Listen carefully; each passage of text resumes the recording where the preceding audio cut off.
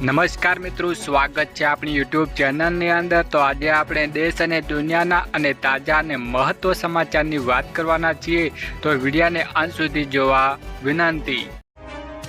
સૌપ્રથમ સમાચારની વાત કરીએ કે 2025 તો અનાજ મળવાનું બંધ। જો તમે બીપીએલ, એપીએલ કે એએવાય ધરાવો છો, રેશન કાર્ડ 6 મહિના સુધી અનાજ લેવા નથી ગયા, તો તમે અનાજ મળવાનું બંધ કરી દેવામાં આવે છે, એટલે કે તમારું રાશન કાર્ડ સાયલેન્ટ કરી દેવામાં આવશે।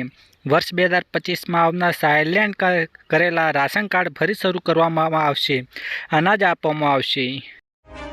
વધુ આગળ મહત્વની વાત કરીએ કે સીએમ ખેડૂતો માટે મોટી જાહેરાત આપી છે। રાજ્યમાં મુખ્યમંત્રી ભૂપેન્દ્ર પટેલે વધુ એક ખેડૂતલક્ષી નિર્ણય લઈ ચૂક્યા છે। જગતના તાતને મોટી ભેટ આપી રહ્યા છે। મુખ્યમંત્રી સિંચાઈ માટે જેટલું જોઈએ એટલું પાણી આપવા માટે પુરવઠા વિભાગને સૂચના આપી દીધી છે। વધુ આગળ મહત્વની વાત કરીએ કે મુખ્યમંત્રીના મોટા નિર્ણયો। સીએમનો મોટો નિર્ણય, હવે ગુજરાતના નાગરિકોને કામ નહીં અટકે। 32 સિટી સિવિલ સેન્ટર્સની મહીસાગર જિલ્લાના બાલાસિનોરમાં ખાતેથી ભેટ આપી હતી। નગરોમાં વસતા નાગરિકોને મ્યુનિસિપલ સેવામાં એક જ સ્થળેથી સરળતાઓ મળી રહે તેવા સિટીઝન સેન્ટ્રિક સર્વિસથી ઇઝ ઓફ લિવિંગની આશય આ સિટી સિવિલ સેન્ટર્સની સ્થાપનામાં રહેલો છે। ઓનલાઈન સુવિધા સરળતાએ મળે તે માટે વન સ્ટોપ તરીકે આ સિટી સિવિલ સેન્ટર કાર્ય કરવામાં આવી રહ્યા છે।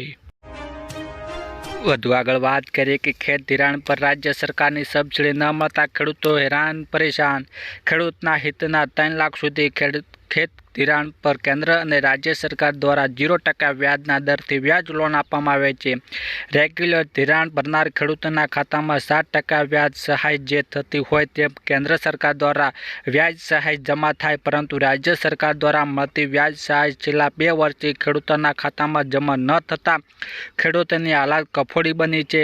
મોટાભાગની રાષ્ટ્રીયકૃત બેંકોના વારંવાર આવી ફરિયાદો પણ જોવા મળતી હોય છે।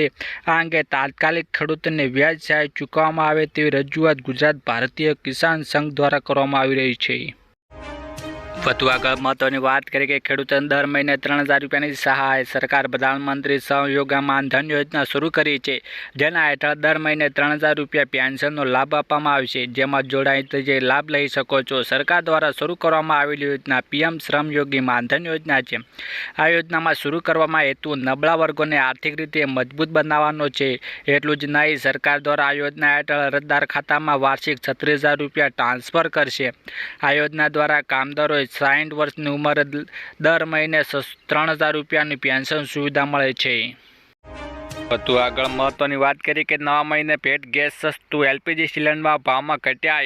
1 ફેબ્રુઆરી 25ના રોજ ઓઇલ માર્કેટિંગ કંપનીઓએ 19 કિલો કોમર્શિયલ સિલિન્ડરનો ભાવ 72 રૂપિયાનો ઘટાડ્યો હતો, જેથી નવી કિંમતમાં 60 રૂપિયા ઘટીને 1797 રૂપિયા થઈ હતી, જ્યારે ઘરેલું ગેસમાં ભાવમાં યથાવત છે। આથી અમદાવાદની કિંમત 810 રૂપિયા છે અને ઓગસ્ટ 2024 સુધી યથાવત રાખવામાં આવ્યા હતા। આગળ મહત્વની વાત કરીએ કે વાયવાય રેશન સૌથી વધુ ફાયદા। રેશન કાર્ડ ફેરવવા નવું બનાવવામાં તાલુકા મામલદારો કે ઝોનમાં અધિકારી કચેરી ખાતે જરૂર ડોક્યુમેન્ટ આપીને સરળતાથી મળી શકાય છે। જમીન વિહોણા ખેતર મજૂરો, સીમામાં ખેડૂતો, ગામે કામદારો, કુંભાર, ચામડા પકવનાર, વણકરો, લુહાર, સુથાર, ઝૂંપડપટ્ટીના રહેતા લોકો, પછી માલ સામાન ઉચકનાર, કુલી, રિક્ષા ચાલક, આતલારી ચલાવનાર, ફળફળાદી અને ફૂલ વેપારી, મદારીઓને કાગળ વેણનાર અને વંચિત તથા આવી ગેરંટીઓના આવવાના અન્ય ગ્રામ્ય શહેર વિસ્તારમાં રહેનાર લોકો। વધુ આગળ મહત્વની વાત કરીએ કે ખેડૂતોને 20000 રૂપિયામાં 5 લાખ રૂપિયા સહાય। વર્ષ 2025ના બજેટમાં કિસાન ક્રેડિટ કાર્ડના મર્યાદા ₹3 લાખ વધારીને 5 લાખ રૂપિયા કરવામાં આવી છે। ગુજરાતના ખેડૂતો માટે 20000 રૂપિયામાં 5 લાખ રૂપિયા લઈ શકાય છે, એટલે 5 લાખની લોન પર વર્ષે 20000 વ્યાજ આવે છે। આપણે જણાવી દઈએ કે 7% લેખે લોન આપવામાં આવે છે, જેમાં 3% સરકાર ચૂકવે છે। એટલા માટે 4 લેખે લોન લઈ શકો છો। 1 લાખ તો લોન લ્યો છો તો તમારે 4000ના 2 લાખ લ્યો, 8000ના 3 લાખ, 12000ના 4 લાખ, 16000ના 5 લાખ અને 20000 ભરી શકો છો। મહત્વ સમાચારની વાત કરીએ કે સરપંચ ચૂંટણીને લઈને મોટા સમાચાર। માર્ચ કે એપ્રિલમાં એક સાથે 7000 ગ્રામ્ય વિસ્તાર ચૂંટણી યોજાઈ શકે છે। માહિતી પ્રમાણે આગામી માર્ચ મહિનામાં અંતમાં પછી એપ્રિલ મહિનામાં ગ્રામ્ય પંચાયત ચૂંટણી યોજાઈ શકે છે. આમાં 7,000 જેટલા ગ્રામ્ય પંચાયતની ચૂંટણી એકસાથે ચૂંટણી યોજાઈ શકે છે.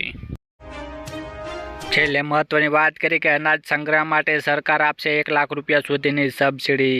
ખેડૂતોને મદદ માટે સરકાર દ્વારા અનેક યોજનાઓ ચલાવવામાં આવી રહી છે. આ શ્રેણીઓ મુજબ સરકાર દ્વારા મુખ્યમંત્રી પાક સંગ્રહ માળખું યોજના ચલાવવામાં આવી રહી છે.